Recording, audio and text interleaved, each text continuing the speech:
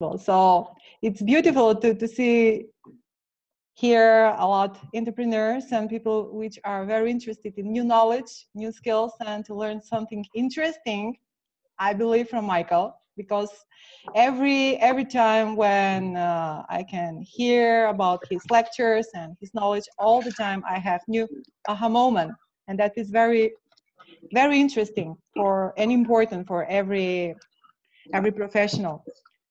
So, you know what?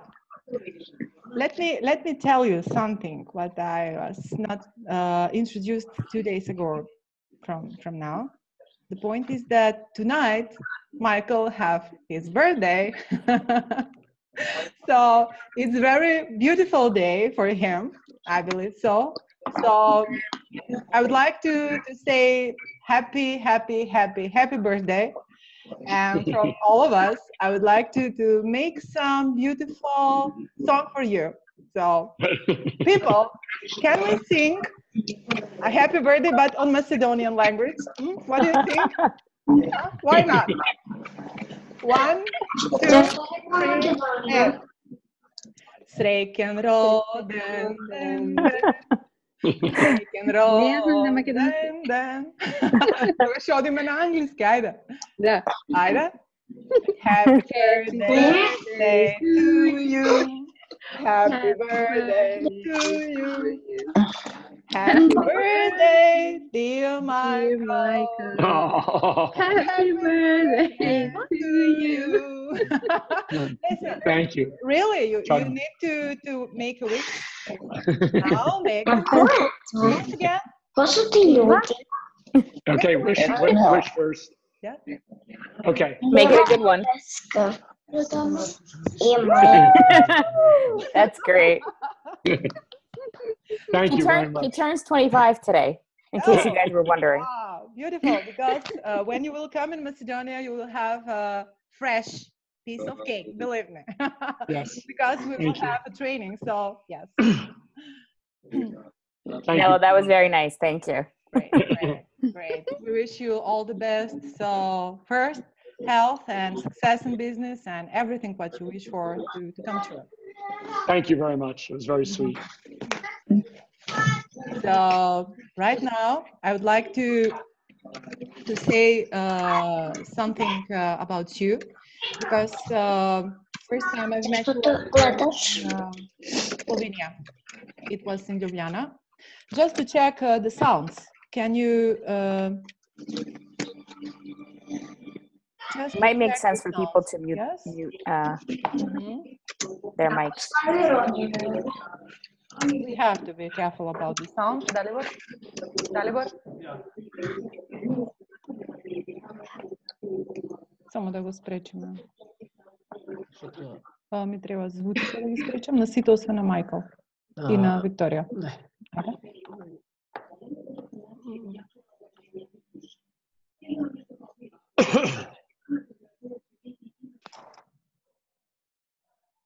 Майкъл, къде е Майкъл? Надолу. Окей. На Майя. И на Виктория. Okay. Michael? Yes. Can you hear me? Okay, great. I think that I need to be prepared about sounds, because people are almost everyone with families right now. It's 8 o'clock in Macedonia, and it's normal to have more time and more sounds behind them. So let's be practical, and I would like to continue where I stopped. So I've met you in Slovenia, in Ljubljana. It was last year. It was event organized by Seed Global, entrepreneurial business club, which are very famous, not only in Macedonia, but around the world. So you were a lecturer there, and you were very, very professional, interesting, and we were all curious about more knowledge to receive from you. So I would like to say a few words about you and the platform which you have, the Lonely Entrepreneur. You as entrepreneur is founder of that company, the lonely entrepreneur. You left your job as a New York corporate attorney to fulfill your entrepreneurial spirit when you started Instant One. You can say a few words about that. So the first company, that was your first company, just to provide financial reward for healthy behavior. When I've read this information, I was amazed that someone can come and pay me if I'm in excellent health. And I said, oh my God, are you human? Where are you coming from, really? Because, my God, how you can do that? You're thinking about global support, you're thinking about health of every human being. So that is very noble for the beginning. But I was amazed how you can find the business roots behind that, how you can manage all that behavior, because humans are somehow positive, but also we are showing some, I don't know, behavior which are destructive. So you were directly faced with that. Yeah. And that was first wow from your professional experience, which I was faced personally with. So after that, you sold your company in 2013, and you are considered as pioneer of the health rewards industry. I think that I've missed some important thing, that before that, you were faced with struggles with your business, which also could help us here tonight to listen what happened. You were faced with absolutely something what was not pleasant in growing business, and you were faced with almost crashing, and how you survived. That is very important for all of us, how you survived and how you sell your company for excellent price, not for good, but for excellent price. So that is second wow. And now you, as a professional speaker, as consultant, as a coach for startups, for corporates and entrepreneurs, you are a graduate from Northwestern University School of Law, and you live in New York City. But tonight you are in San Francisco, as I know. Okay. So I would like to say that you, as a professional, definitely have a very interesting and very intensive experience. And in your educational platform as a base for all knowledges, which you can learn people and share with other entrepreneurs, I would like to go forward and to give you a place, give you a word, and continue with our webinar. Thank you. And thank you, everybody, late in the day, for taking the time, and Neela for the kind introduction. As you mentioned, I started out a very large New York law firm doing mergers and acquisitions, and left to kind of pursue my passion, which was a business to reward people for being healthy. And in doing that, that industry did not exist in the United States.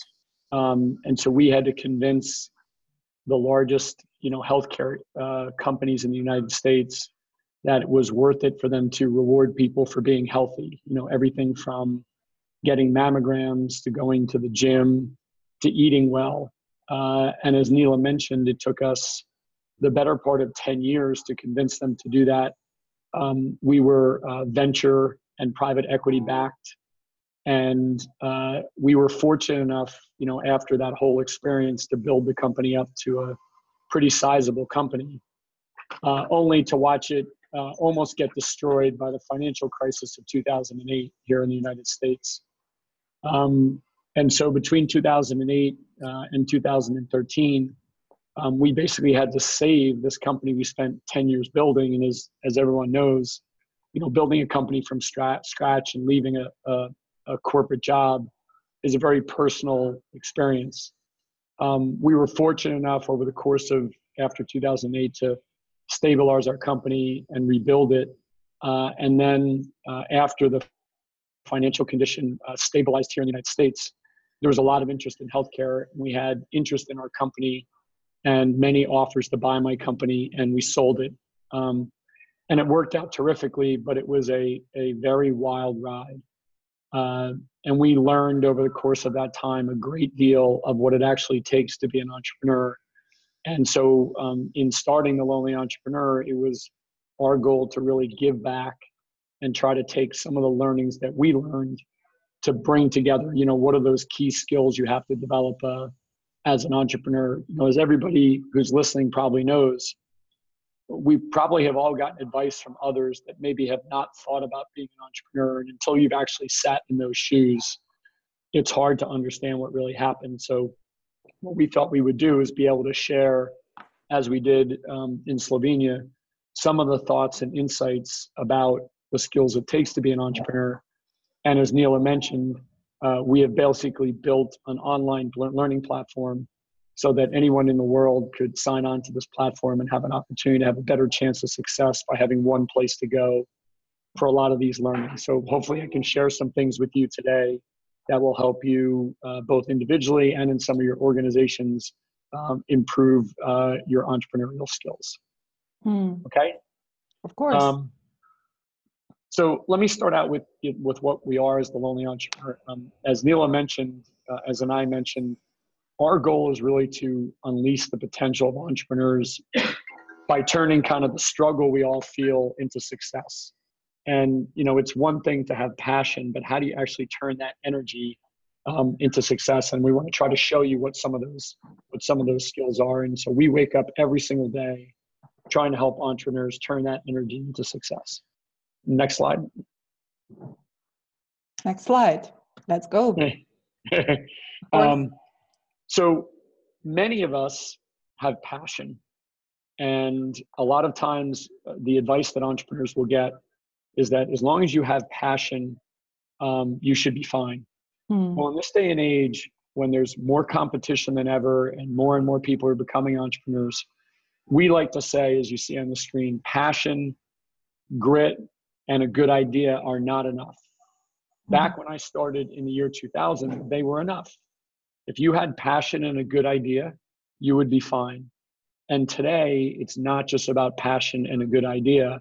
It's about what you see on that second line there, which is that we have to develop specific skills to be better entrepreneurs. And I'll give you kind of two analogies. I don't know if there's anybody who's listening today is a mother, but you know, the first time, you know, you had your first child, how many of you said, I'm a terrific mother, right? Or was it that every day you got better at it and you learned and you read, and then perhaps if you had a second child, you were even better at it? The same thing is true about being an entrepreneur. You have to get better at it every day. Just like if you play golf, right? And you're a golfer, you go out and you go to a driving range and you work on your golf game. So we have to take the perspective in the year 2018 that passion, grit, and a good idea are not enough. And that we have to develop specific skills that give us a better chance of success. And we're going to share a bunch of those skills with you today. I agree about the passion because that is emotion. And if we are just in emotion too long, that's bad. We have to balance that because the balance is connected with behavior. So the behavior is our acting. And that is the skills which you're mentioning all the time. It's important to develop them. Absolutely. And one of the types of skills that you have to understand that when you're an entrepreneur is that we are under the influence of what we at the Lonely Entrepreneur call the 4 Ps, pressure, passion, pleasure, and pain, right? So think about pressure, right? You might have left, like I did, a more stable job. You might be risking your financial health. You might be putting your own money into the business. You may feel pressure from family members, and you feel all of that pressure. Secondly is passion. You believe in your idea. You wouldn't be doing it if you didn't have passion, if you didn't think it was different. But sometimes that passion can be very blinding to us. You know, what we like to say here, you know, in New York City is that there is somebody right now that is saying, I've created the greatest, meatballs in New York City. And somebody else will say, well, there's plenty of meatballs in New York City. And then the entrepreneur will say, but not my meatballs. You know, we all have this passion for our idea. And next is the third P is pleasure. You know, we get great pleasure and satisfaction of having even simple things like our first business card or our first customer. We like to call it the first kisses of being an entrepreneur. We feel that pleasure. And then finally is pain. You know, if any of us has ever asked somebody else for feedback on our idea or talked to an investor and they criticize, a lot of times it's like telling us our baby is ugly, right? And we feel that pain. So we have to understand that we're under the influence of these 4 Ps as we go into any entrepreneurial venture.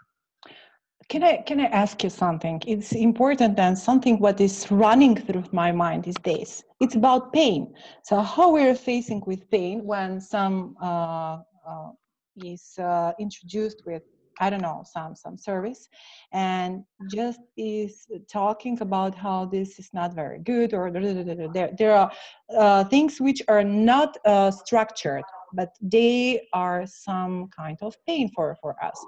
So what we should do, because that is connected with pressure and it's opposite of our passion. So what can you say about that? How you manage this?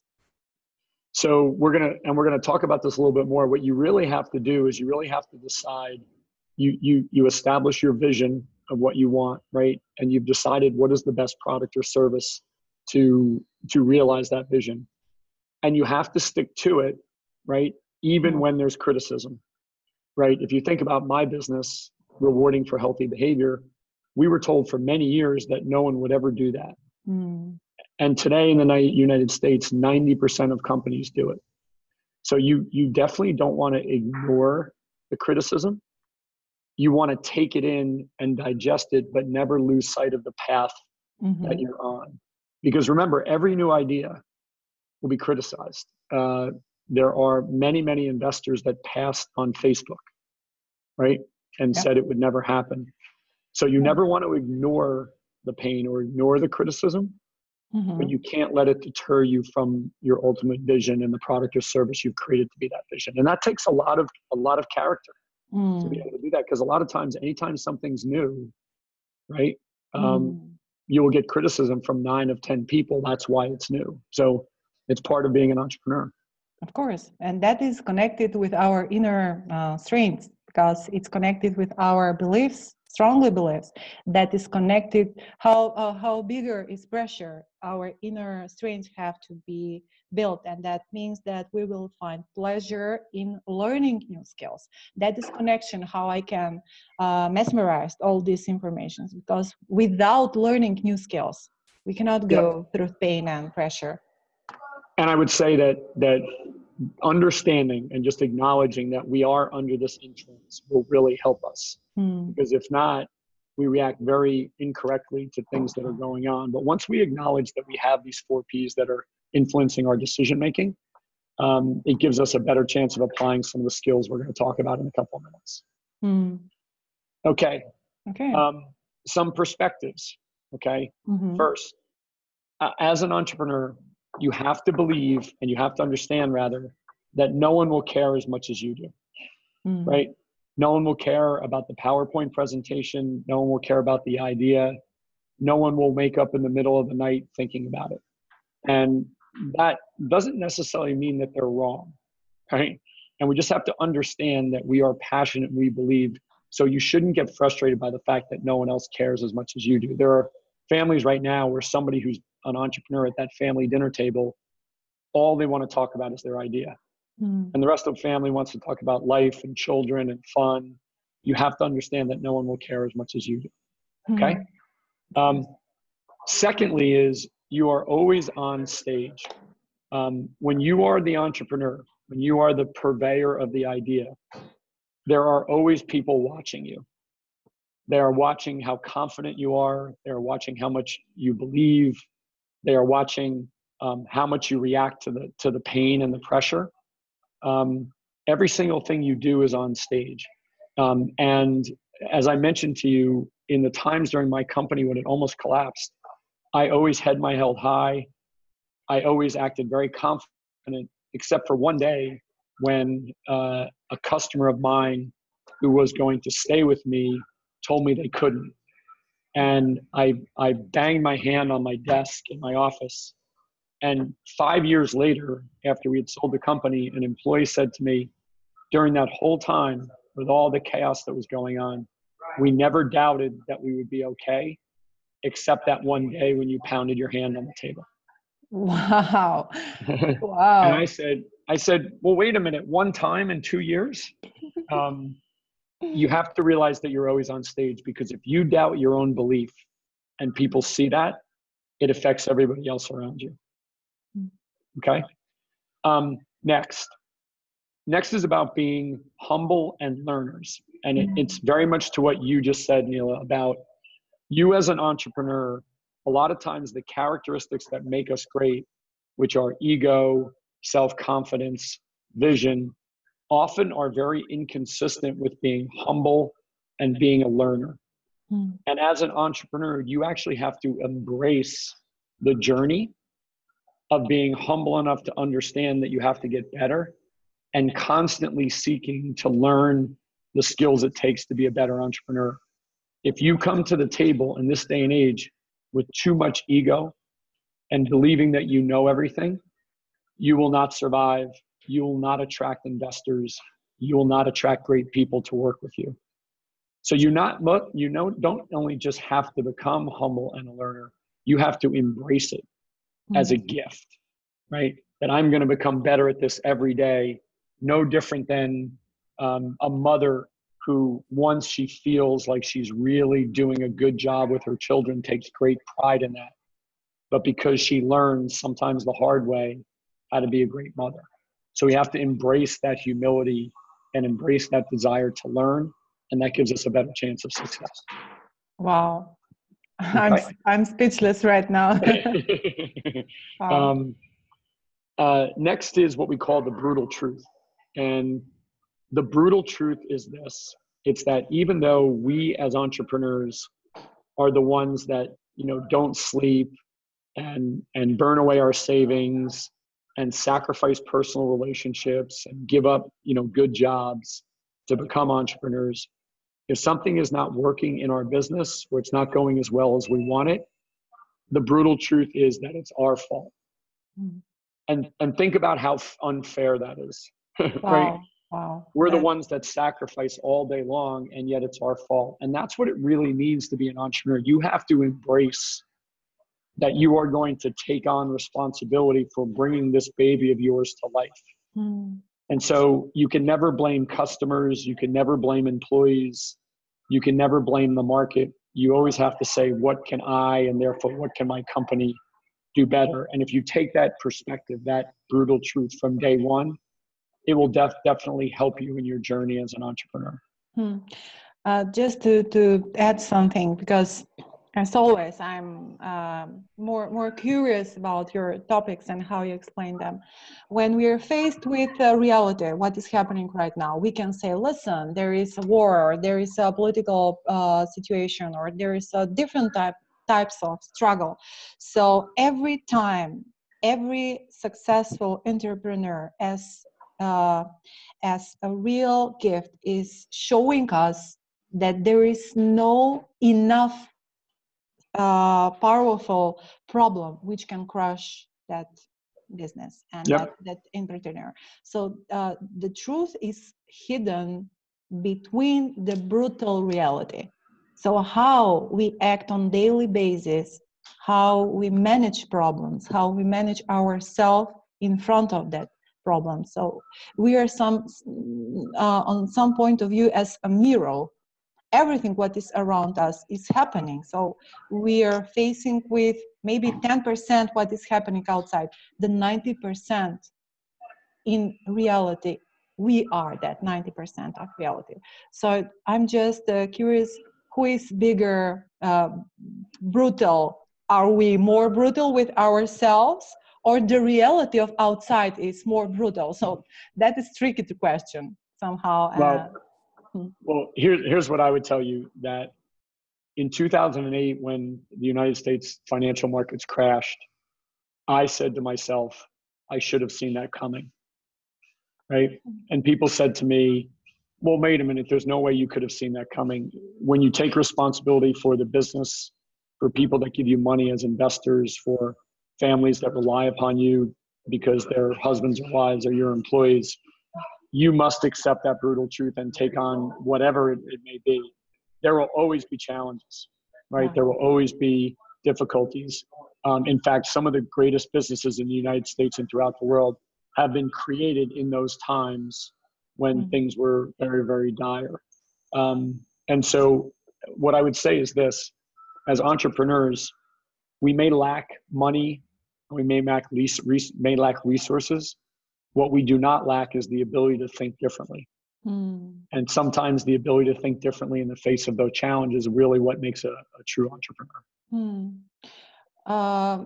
To be different and to think differently, that was one of the topics which interested participants here. Were very, very interested.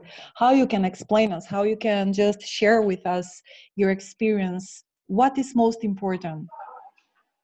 What we should do to be more different and survive in that struggles? Well, we're going to give you, I think we're going to do a poll question now, right? But then we're going to give you some specific examples of that. So that's good.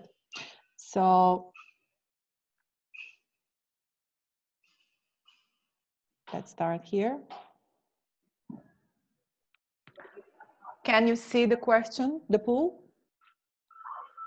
Yes. Okay.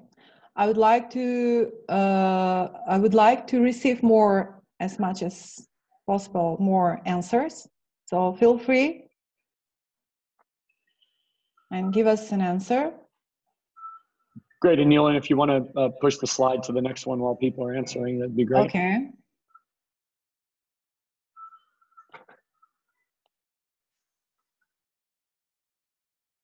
Great. Yes. Okay. So we talked, while everybody's filling that out, we talked a little bit about skills, in this case, 10 skills. And a lot of these have to do with Neil, what you just said about thinking differently. And just so you know, at the end, everybody, we're going to leave time for about 10 minutes of questions. So I know we're going to move pretty fast here, but we'll have time for questions. So first is, this is an example of thinking differently. We call it finding playgrounds where no one else is playing. In this day and age, anybody can start a business. And we could, on this very call, come up with an idea, launch a website, have social media going by the time we get off the call. So why is it that one business wins and another business doesn't win? You can't just follow where everybody else is going. You have to do what we say, which is find playgrounds where no one else is playing, right? So let's say, for example, I'm going to start a public relations firm. What our friends and colleagues will tell us is, well, you should go to a trade conference for people in the public relations field. Well, I would suggest that's a playground where everybody else is playing. And that's the last place you should go, right? You should go to the places where no one else is, okay? You have to find a playground and define that playground. So you are the only business doing that anywhere, okay? So I can start a public relations firm in the United States, but what if I started a public relations firm only for businesses that are coming from Macedonia to the United States? I might be the only one in that playground, okay? Good idea. To me, this is the most critical skill an entrepreneur can have, because you have to think really long and hard about how to find a playground where no one else is playing. And then once you do, you can go win that playground, even if you have less resources, even if you have less time, and even if you have less money, okay? We run seminars just on this one skill, as you can imagine, because there's so much here about every different types of business. So I'm touching on it quickly, but happy to talk about it more in the future. Next, you can't chase any customer. Entrepreneurs will normally go anywhere they can find revenue, right? If somebody said, go to Macedonia, go to Siberia, go to Seattle, entrepreneurs will go anywhere to try to get their first customers and their first revenue. And that seems a very natural thing to do, right? We need money. We want money so we can grow our business. The problem is every time we chase all these different customers, it's very inefficient and we don't actually learn what customers want.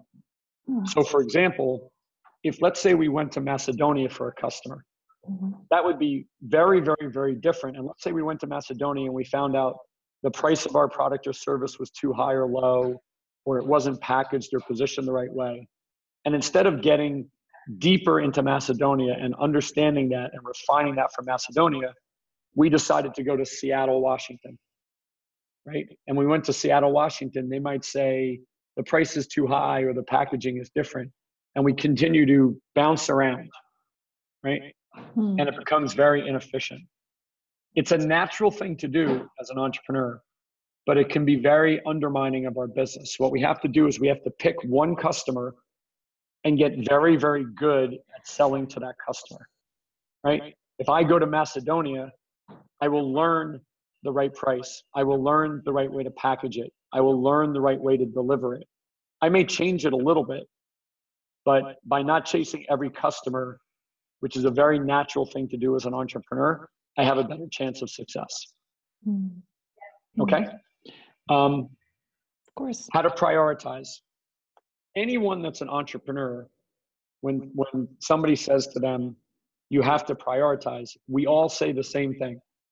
You're crazy. I can't prioritize. I have to do everything. Okay? And even though that's a natural thing to do as an entrepreneur, that is a recipe for failure. Okay? If you worked in a large company and you told them you were going to take on every single initiative, right? They would fire you right there. Okay? Yeah. Same thing is true as an entrepreneur. Even though there's many, many things to do, you have to set priorities. Okay? But what does it mean to actually set a priority? A priority means you have a regular process, like a meeting once a week. You bring your best resources to the table, your friends, your advisors, and they attend that meeting once a week, right? You have a measurement of how you're doing against that priority, okay?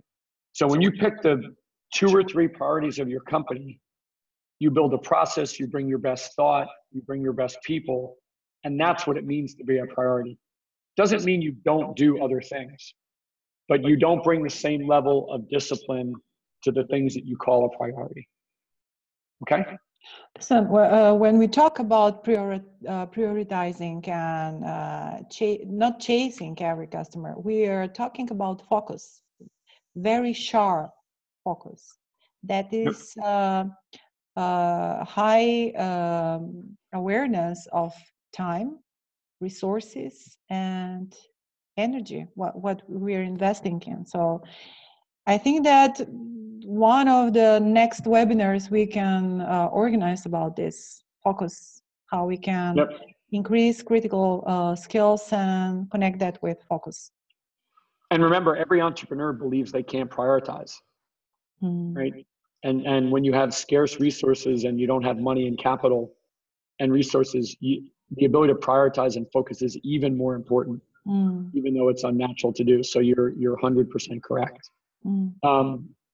The next one is how to manage your day, in the middle of the chaos.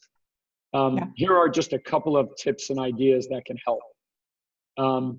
First, do the hardest thing first thing in the morning. Studies show that our brain and our gray matter is operating at the highest level first thing in the morning. Okay? And when you leave that to the end of the day, if you will, it's very, very difficult to bring your best to it. Next, when you are doing something, turn off all of your devices, put them on the other side of the room, close your email, okay? All of those things are incredibly distracting. There's been studies that have shown that when we move from one activity to something like opening an email, it actually takes our brain almost 20 minutes to get back to the same level of cognition. Okay? Almost. Wow. And think about when we're entrepreneurs, we want people to know that we're out there because sometimes we're working by ourselves, so we'll answer any email, right? Wow. So you have to create the discipline to turn off your devices and put them on the other side of the room. And then the third thing is, as an entrepreneur, you may have 100 things to do. Okay. Pick the 5 you're going to do that day and do them. And don't worry about the other 95. Okay. Leave a little in your day for the changes that naturally happen. But when you go to work and you say, okay, I'm going to do these things, and you get yourself distracted by the other 95, 2 things happen. You don't accomplish the 5, and you certainly don't accomplish the 95.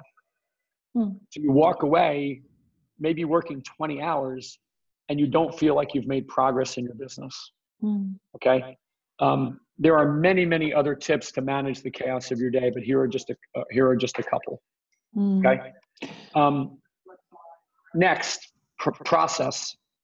A lot of times people think of process as a dirty word, something that's only reserved for large companies. Here's what I would tell you. Even if it's just you want to build regular process to run and organize your business. So for example, let's say you're launching a website, right? It is better to have a regular meeting on Monday morning at 10 a.m. and every Monday morning at 10 a.m., even if it's just you, right? But certainly if it's other people, that's when you go through, you check progress, you talk about your website, and you do everything in that very efficient process, as opposed to what most entrepreneurs do, which is 100 emails back and forth throughout the week, random conversations, and a very inefficient way to deal with the workload that we have. So create the type of process for your most important things to help you organize the work. Okay. Very good. Very Next. Good. Next.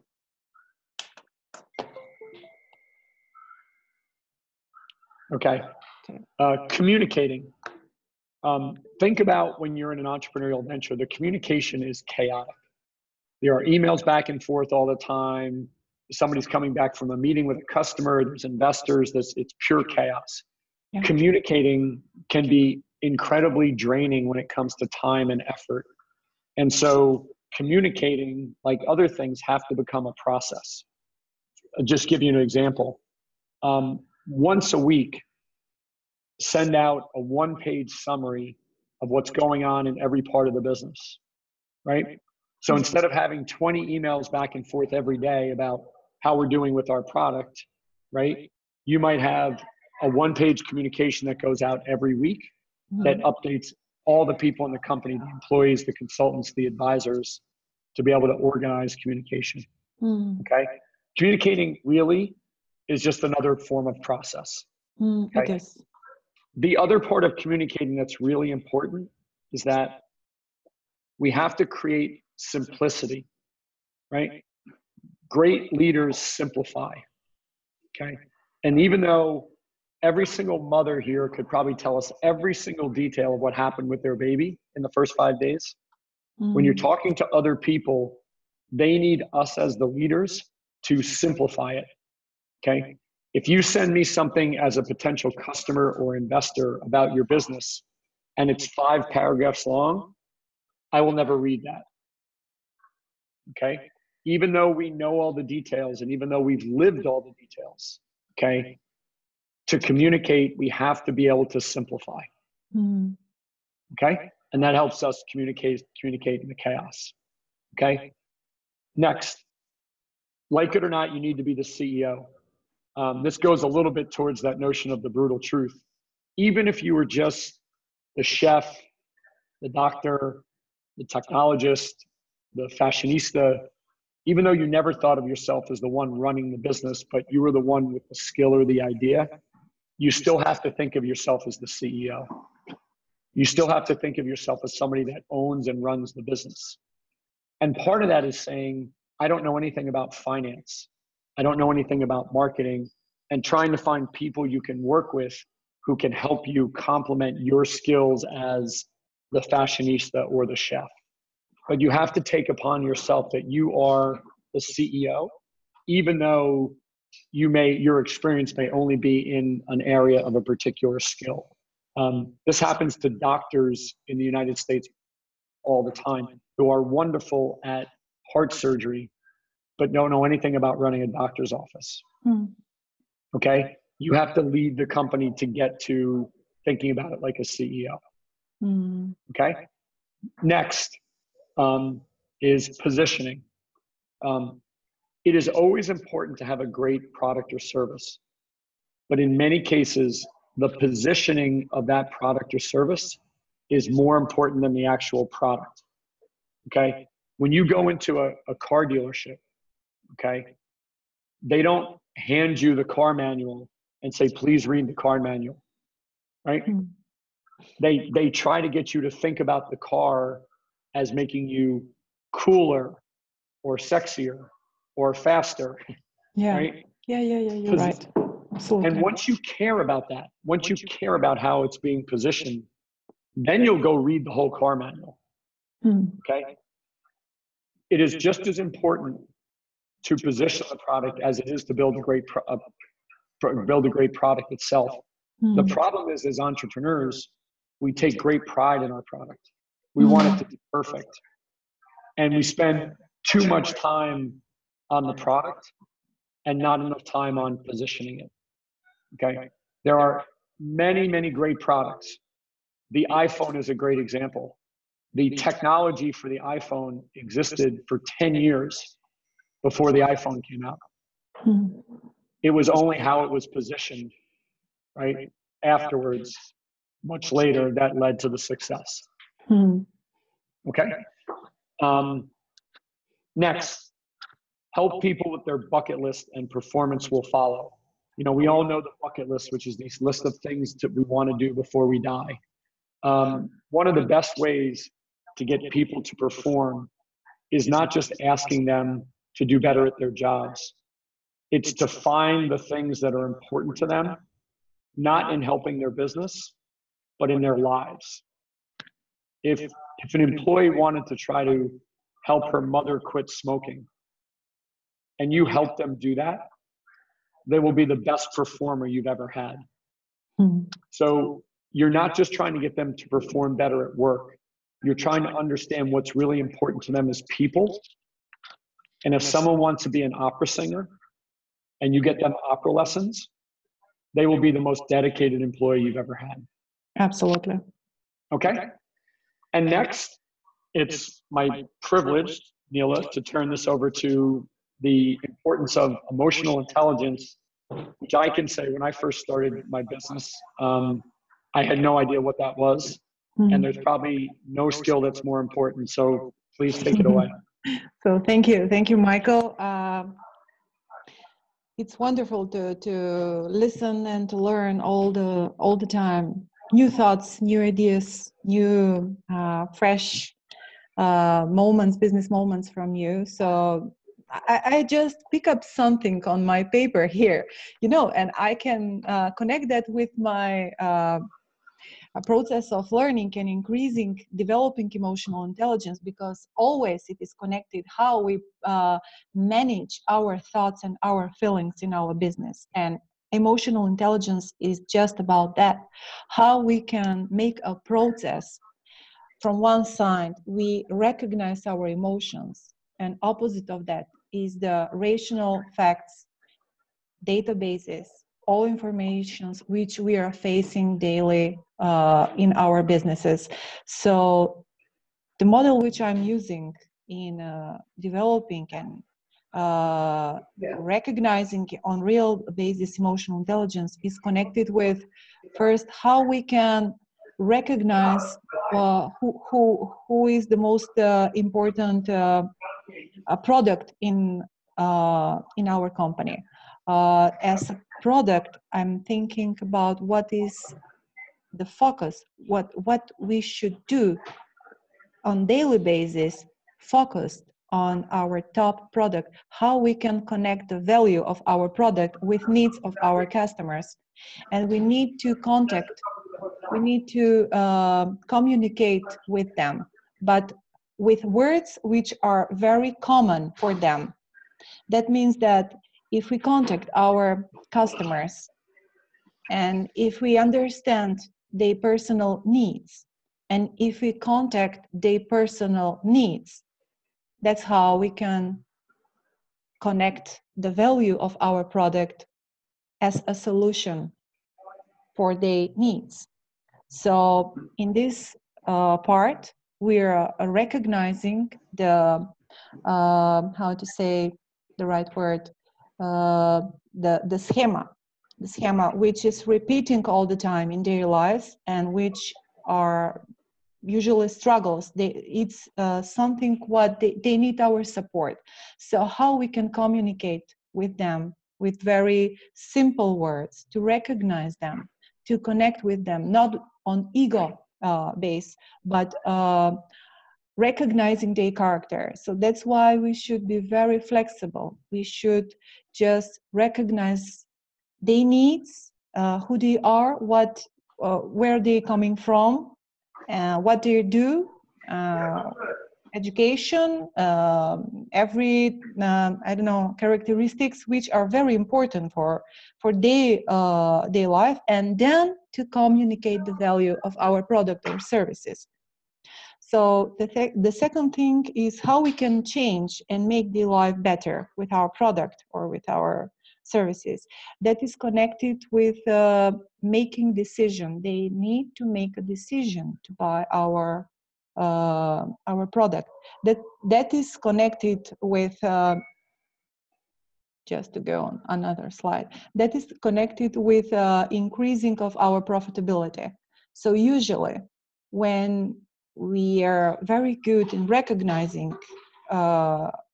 needs of our clients or potential clients, then we can talk about how we can manage their emotions.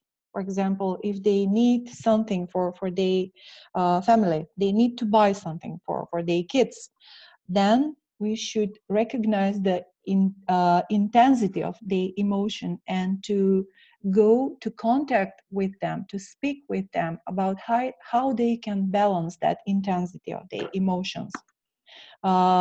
Sometimes that is connected with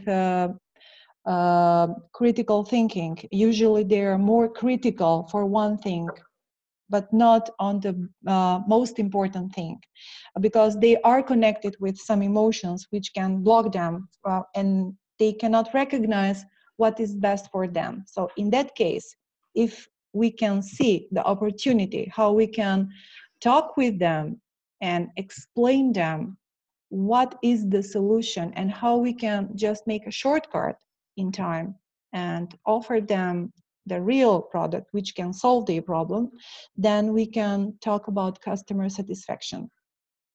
We cannot talk about customer satisfaction if we cannot recognize what are their daily struggles. So we have to talk and manage the intensity of their emotions. We have to contact them with bigger motivation, with increasing the, empathy. And the third part, in emotional intelligence, what we do in business is how that is connected with some highly value. How we can add something what is more important than just the product. And how we can make a story. It's important. How we can recognize their personal characteristics and then how we can make a story and to sell that product, because selling process and strategies in sales cannot be successful without closing the sales. So how we can increase the profitability, we have to be very skilled and to learn new skills in connecting their personal needs with the high value or somehow what they are born for. This is very important. It's not tricky. It's the skill which we teach the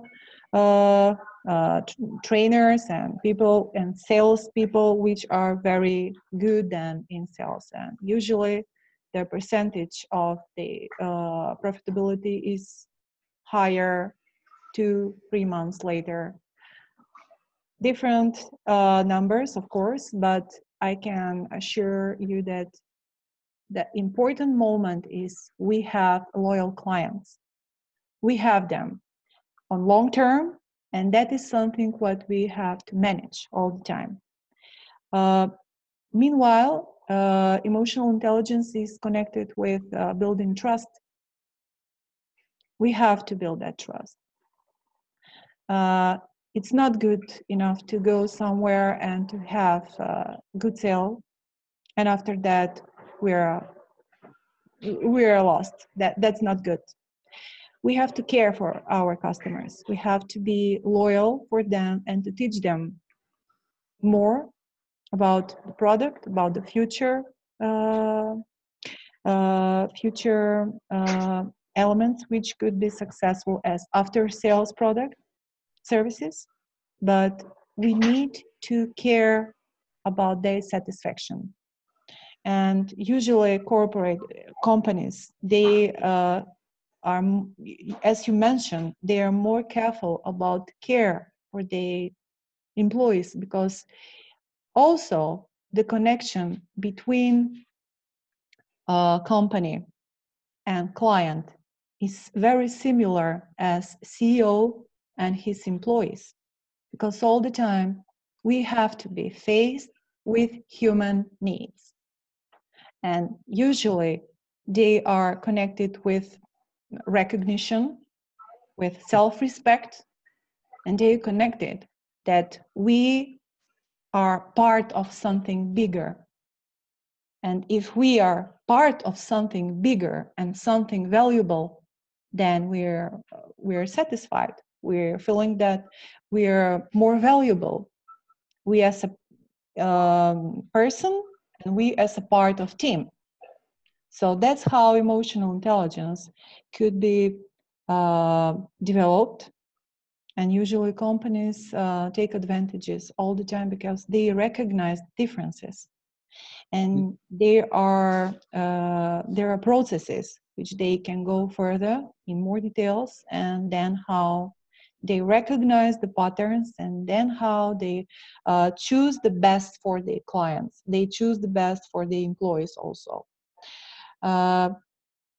I'm just curious about your experience with your making decision process, as I believe that from the beginning you as entrepreneur, and now you can make a difference in your business personally. So just can you share with us what was your 1 or 2 most important lectures which you learned during these years? The 2 years where my company almost collapsed was like 20 years of learning squeezed together. The first that I learned was you have to be a deliberate, thoughtful, and unemotional leader. So even when there's chaos, you have to be emotional. You've got to be slow and deliberate and be able to take it in even when there's bad news or criticism.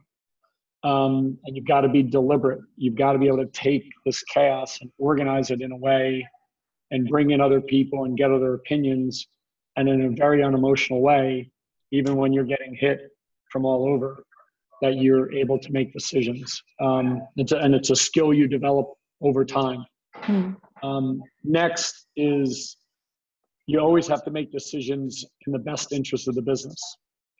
There will always be employee interests, investor interests, your own personal interests, customers' interests. You always have to think what's best for the business. And if that is always your guiding light, then you will tell employees, listen, we will always have this standard.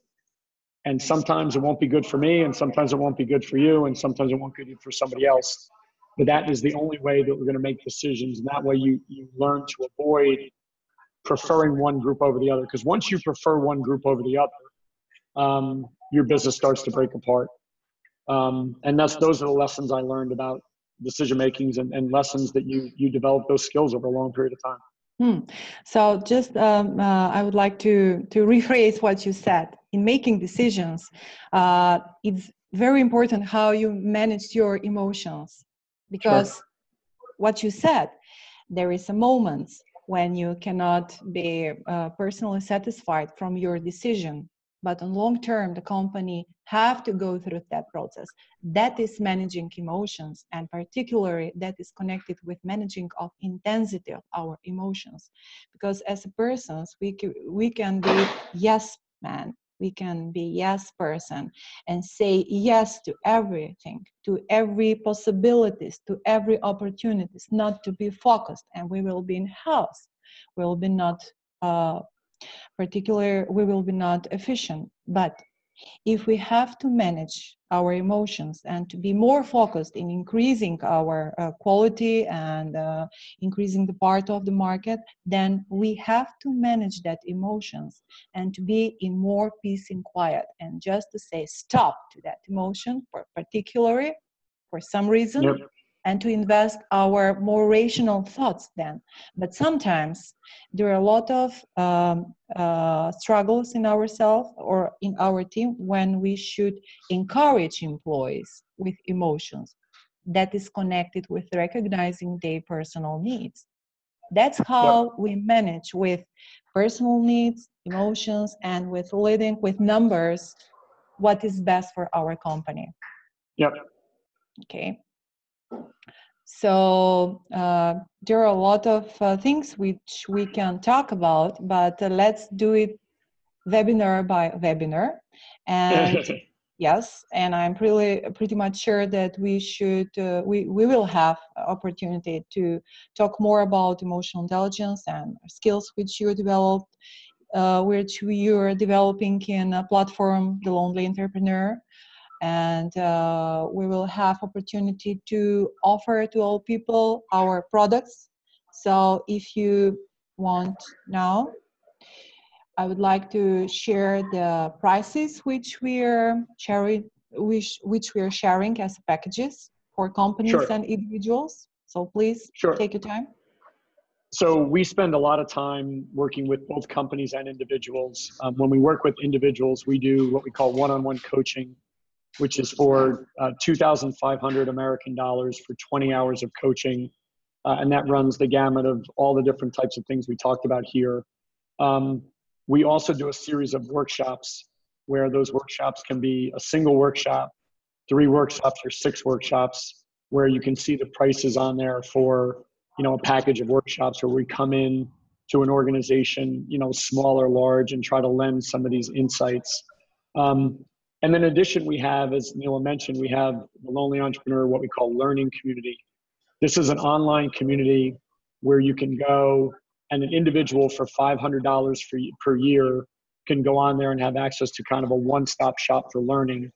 And then we also license that to companies in 10 and 25 license packages, where if somebody wanted to make the learning platform available to a series of people, we have licenses where you get discounts on pricing. But the basic idea is that you have a platform where you can go to as an entrepreneur trying to teach entrepreneurial skills. And that platform is kind of one place to go as opposed to having to go to a whole bunch of other places. And I know, Neil, we're running short on time. We'd be happy to, talk to any of you guys about these different types of packages and options. Yes, that's very important to give a chance to all people to ask a question. And right now I will make possible that just I need a little bit assistance, if it's possible here. Okay. So now everyone can talk and everyone can ask a question. So please feel free. Feel free, all of you, to ask Michael directly.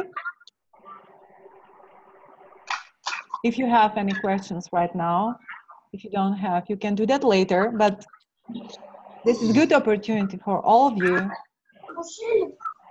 to share maybe your thoughts about webinar. That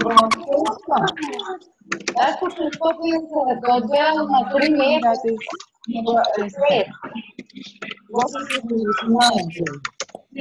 just a second.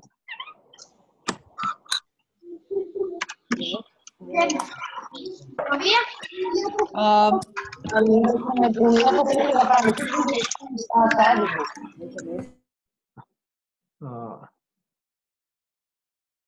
raise hand. Къде е Who wants моето? to- Дали аз съм? Okay. It is Just to tell you, if you have any question, please just raise your hand or just ask a comment. So I will open the audio sound.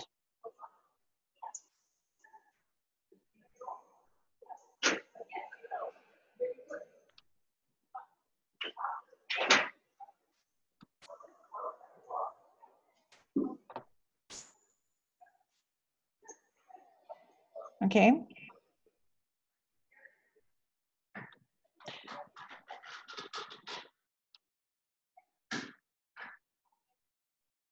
Michael, Yes. I think that the participants are a little bit shy. They're shy. I will tease them later. And that's okay. We're always happy to answer questions once people had a chance to kind of digest and see which things have kind of applied to them. So that's okay. The most important thing from this webinar is that I would like to send this video to all of participants and to check. Just a second. Дали парticipant знаят да raise a hand? Just to check, participants, are they familiar how to raise the hand or just just to ask the question? I would like to ask a question. Yes. Hi to everyone. Did you hear me well? Yes, we can hear you. Thank you. Michael mentioned something what happened to me these days about communication in the chaos. Actually, chaos, by my opinion, is not just environment, people, resources, and etc. Chaos is something what Nella says, our emotional capacity. Actually, entrepreneur is a person with personal capacity and background very unique, and all this capacity in communication with some other capacity, universal, man. So if we are talking about this point of view, capacity of lot of things in ourselves and lot of things in the person across us. This is one aspect what I want to maybe share or give some more To go deeper. Explanation. And second one is when you say that if you have 100 things today, do just 5 and 95 left for some other day. What to do when it's not possible? I know that this is a huge stress, but how to handle it, how to manage with all this stuff. I know we talk about prioritizing priority, but still, this is the concept of stress, and this is the stress is something what we cannot manage anymore because our physical, emotional capacity is limited. It's not unlimited. So, would you please explain these 2 points? Chaos inside and chaos between different entities. So for the first part, you're right. Entrepreneurs have tremendous capacity. Ones that are true leaders are able to bring in a lot of information and have a lot of constituents and make that process simple and efficient. That means simpler communication. right? So if your capacity, your skill as a leader is the ability to simplify. So if I can simplify things, I can then go to a customer or an employee or an investor and take all that capacity and boil it down to simple things. That's a skill that we have to develop. When we do develop it, we get customers faster, we get investors faster, we get employees to join our companies faster. So the skill that we develop, we take all this capacity. It's not to expand the complexity of things, it's to take complex things and boil them down to simple ways of communicating. And that way, if we have the capacity, but those around us don't, and if we assume that those around us don't have the capacity or the attention span, as long as we're boiling complex things down to simple things, and we develop that skill, that's the skill you have to develop as an entrepreneur. Number two, on the 100 things to do. Every single day of your life as an entrepreneur and every single day of your life as a person, you'll have more things to do than you have time. And the people that are adept at it, how does a mother go to work, take care of her children, care for a husband, care for family, care for friends, right? Those are all things that there's not enough time in the day. The ones that do it well, they set priorities and discipline and they stick to them. And so if you have 100 things, you have to pick your 5. It may seem like you're not getting to the other 95, but I can guarantee you that if you try to do all 100, you won't get to any of them. You may have to pick 5 and leave room for 2 that you know that are going to happen that day, right? You may say, I can pick 5 and I can leave room for 2 things that are going to naturally come up that I don't know about. But I can tell you that if you're doing your 1 and you're distracted by number 40 and number 80, you're not going to do your number 1 very well. So like I said before, these thoughts are very counterintuitive. It's very counterintuitive to set this discipline for yourself because, as you said, everybody says it's not possible, right? Because there's so many things going on.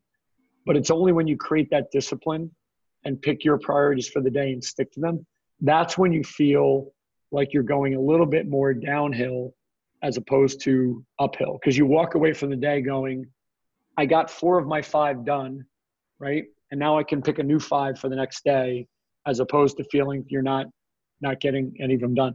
I used to say the very same thing. There's no way I can pick 5. Until you do it a couple of times, and then you actually get better at it, and you start to feel like you're making progress in your business. Okay. It's very unnatural. It is unnatural, but that is how we go outside of our comfort zone. So you're mentioning many times discipline. So just tell us how you personally increase or how you developed your discipline. Because we are born with a lot of potential, but we have to build that potential in particular skills. So discipline is one of the most important when we talk about focus and priorities. Here, the way I looked at it, I had a good amount of discipline from playing sports as a child, but here's the way I would look at it. If you believe that you serve your customers and you serve your employees and you serve your investors, the people that you ask to trust you for the business, even if it's just, a family member that's given you $1,000, if you believe that, it's not about whether or not you want to be disciplined. It's about if you feel indebted to those people to try to be successful for them in whatever that capacity that is, you are more likely to push yourself to the skills like discipline that ultimately will help you be successful. If you leave an employee in place, for example, that's an underperforming employee, you may do this because you're a good person, you don't want to hurt somebody's feelings, but you're actually hurting your customers, your investors, and your employees because you're not acting in the best interest of the business. And sometimes that can create a discipline for you if you keep in mind that it's not about you so much as it is the people that are entrusting you with their money or their lives or their success. Now you're talking about emotional intelligence, because you mentioned the higher goal, and that is connected with serving to others. Yep. we're facing with our personal habits, but if we have struggles and if we are not good enough discipline, then we have to increase that on higher level and to increase our awareness that we are doing something more for our clients, best for our company, best for our family, that we are part of something bigger, and then we have to develop responsibility, that is self-responsibility, and that's how that is connected with managing inner struggles, and that's how we go through that process of comfort zone. Absolutely. Thank you, Jackie, for your question. It was very good question. Thank you. Yeah, can I add something? Of course. Because Nela already knows me. My part of working is spiritual aspect of personality, and I'm in process of social entrepreneurship concept, and innovative concept, new approach. Maybe this is approach in comparing and connecting with a new world order, because we know that civilization and businesses today, they become already very conservative way of creating that concept. What Nela says, that this is connected with our emotional intelligence, and that is something bigger, and we are part of bigger picture. I think that we need to connect and understand that bigger picture. What the biggest picture is our planet and capacity of the resource of the planet, the basic resource. So from that point of view, I think that entrepreneur, I very like this last slogan, is not a job, is an identity. Yes, identity of the entrepreneur today in the 21st century supposed to be completely changed than business and entrepreneur before, because we are aware about emotional intelligence, we are aware about new technique and methods like breathing, meditation, and many other, and they are already approved, confirmed scientifically. So I think that this webinar is very good connection, and thank you for the subject, to connect material, practical activity in the society and personality, capacity of personality. So thank you, because you gave me time to share the spiritual aspect, what is very involved. All this. Thank you again, Jackie. And as I can add, Maya is talking that behind the discipline, there are always motive, there are aims, and persistence. So thank you, Maya, also, and to you for your comment. Michael, would you like to add something more? Sure. And I think that you know, a lot of times these words are just words, and we don't know how to translate them into actually how we run a business, right? So, for example, when you put in place process and you have a weekly meeting with your team, and you talk about your motive and your aims for the business, and you talk about that, let's say once a week with 3 people that work for the company, and those are being reinforced over and over again. Then when you make decisions in the best interest of the business, for example, as we talked about before, those become very natural because somebody has heard it. They've heard the motives behind the business and the aims behind the business. And so when you do that 2 or 3 or 4 weeks in a row, the people in the business, when decisions are made, they understand because they're connected to that bigger thing. So a lot of times in business, people talk to entrepreneurs and they say words like motive and aims and persistence, but it's how do you implement them in a way that makes better decisions and grows sales and gets investors faster. So what you try to do is use some of these techniques like regular process. So everybody is attuned to what the vision is of the business and what are the aims of the business and what is the motives and the aims of the leader. So that by the time you get to the fourth time you've had the meeting, it's almost a joke where they say, of course, we don't have to hear it anymore because we know it.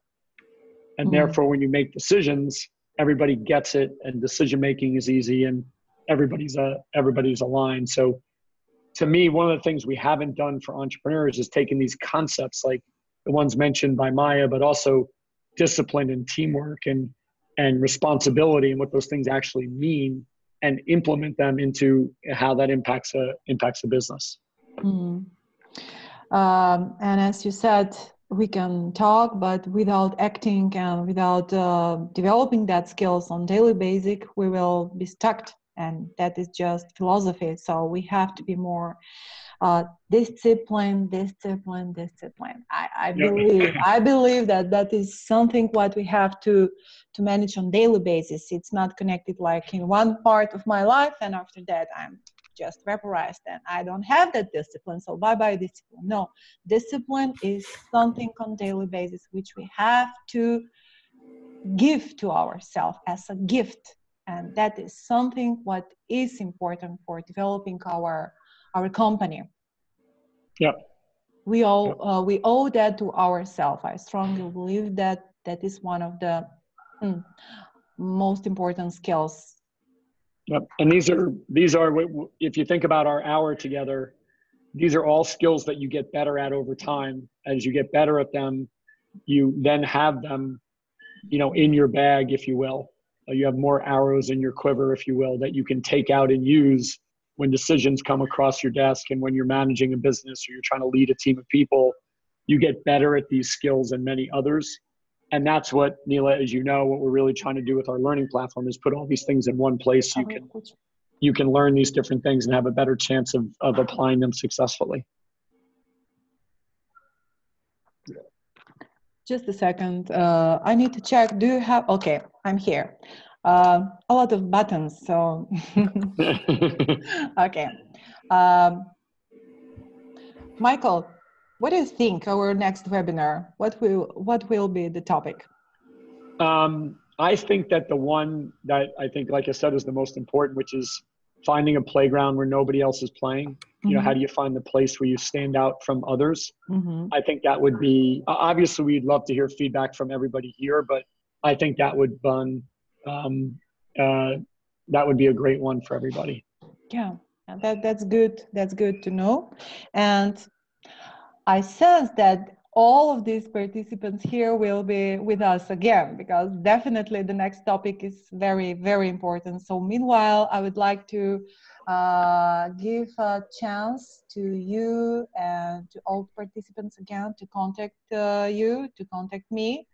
Sure. We have a partnership, but also they can be more curious about your coachings and about the trainings and about the educational platform where they can find a lot of informations, not just in one topic. They can go there and search for marketing and sales and law and finding financial sources. So please take your time, just add something more.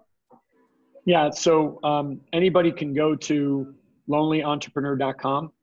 And there is a link called the Learning Community that if you click on there, you can learn more about it. But really what we tried to do is, if you think about this conversation, we're talking about a lot of interesting topics, but there are many things all over the place. So what we tried to organize, as Neela said, it into 12 different parts of a business: sales, marketing, finance, and organize a lot of the tools and the lessons you'll need to have a better chance of success, either as an individual or as an organization. So Neela, anybody can go there and just click on the Learning Community and learn more about it as well. Okay, thank you. And next time we will have more laugh and more fun. Maya is asking for fun, so let's be more creative next time. Thank you, Maya. But why lonely? The name of the platform, The Lonely Entrepreneur. Yep. I will add, as we go to the top, as we become more successful, we are faced with our personal decisions when we go upper and upper and upper, and we have to take more responsibility for ourselves. That is very natural to become aware of our responsibility. That's how we build personally our decision making, and why we are lonely there. Yeah, I think that it's about responsibility, right? So if it's one person on their own, right, or it's 100 people that have a responsibility for all the things and all the things that we've talked about here today, a lot of it falls on you. So you feel that pressure, and you must embrace that pressure, even if you're surrounded by 100 people, right? You'll hear stories of leaders that will have 100 people around them and say, I feel really lonely, because you don't understand what it's like to actually have the responsibility. So it's not lonely that you're by yourself. It's lonely that you've taken on the challenge. And while it is probably the most rewarding thing you'll ever do, probably other than family, it's a challenge. And so everybody acknowledges that it's lonely, and then you hope that people take that challenge on and embrace it and have a lot of fun doing it. You know, we all have families, we all have friends, we all have relatives, we all have a lot of people around us. But when we manage our business, it's more important to manage ourselves. Yep. So that's how we are obligated to be more aware about decision, what we are making, and the influence of our decisions from now in the future. And we will reflect our skills, which we have them now, in our future results. And, you know, there's a famous United States president, John F. Kennedy Jr., in 1968, when the United States was thinking about going to the moon. He said, we choose to go to the moon and do things like that, not because they're easy, but because they're hard. And many of the most rewarding things that you'll ever do will push you outside of your area of comfort. And that's part of the fact that is incredibly rewarding, but it's also acknowledging that it's difficult and is lonely at times. And how do you embrace that and get better at the skills we're talking about, and really take that head on to drive to the success. Because, you know, we really believe that being an entrepreneur is not about your job. It's about living a more fulfilling life. And that can be lonely at times. So we acknowledge that and take it head on. You know, we live in Macedonia, and as a society, we are more traditional people. So we are facing all the time with what other people around us, they are feeling, what they are thinking. So that is different from, for example, the mentality in America, more Western economies. There people are more individual, so that is a fact. And as a base position from starting business, how people manage their thoughts, their emotions, their resources, everything what they have to build a business, it's different, but we must manage all that things. So we have to manage our struggles with the community, and not to become, again, yes person. So from opposite side, and from my mentor, for example, Joshua Friedman, from 6 Seconds, he's saying all the time, listen, people, you know what we can do. We can talk all the time here in Silicon Valley. So we can talk as genius minds, as most influential, as more intelligent people, but we need to add something as emotion here.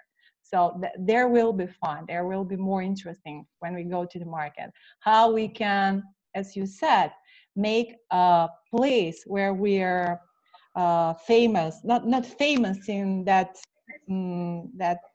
idea, showman famous, but how we can be recognizable in market. Yep. Okay. Absolutely. All right. Anyone else? Do you want to share something more as a participants, to share your thoughts, your feelings? You can make a comment here in our chat, or you can just say something loud. Raise your hand. Maya, would you like to add something?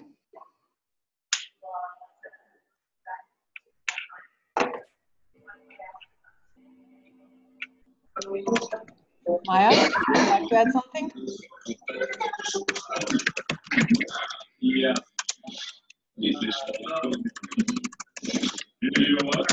I think that, no. Okay. Okay, Michael. Hello. Stefania, just to check, to read. Stefania, to everyone, she gave us a comment that can apart from the next webinar be, it is better to stay in already present familiar business or start your own to succeed your dream? It's a great question. Sometimes, depending on the business, you may know something very, very, very well, and you can just do it a little better because you know it so well, right? And many businesses are successful that way. And sometimes it's completely different.